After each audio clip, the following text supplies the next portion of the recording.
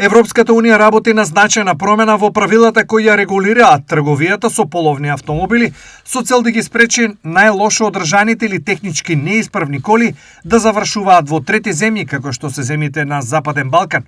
Новиот пакет регулативи што го подготвува Брисел предвидува кога одредено возило ќе се продава или извезува од Европската унија, мора да биде јасно докажано дека не е возило на крајот од животниот век и дека е технички исправно и безбедно за сообраќај.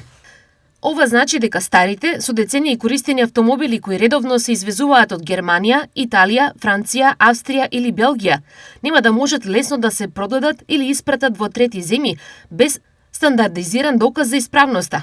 Потврда за тоа ќе се добива со задолжителен технички преглед или проценка од независен експерт, а без таков документ возилото едноставно нема да може да се регистрира, да се извезе или да се продаде преку официјални канали. Стои во образложението.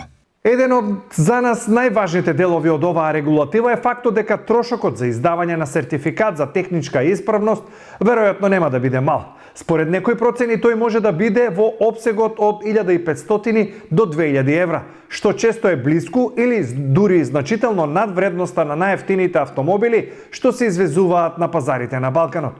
Тоа значи дека многу стари возила едноставно нема да се исплати да се подготвуваат за извоз од Европската унија, па наместо тоа ќе завршуваат на рециклирање во самата унија. Од друга страна, ова нема да значи тотална забрана за извоз на половни автомобили од Европската унија, туку многу поструги критериуми за тоа кои автомобили може да бидат предмет на извоз.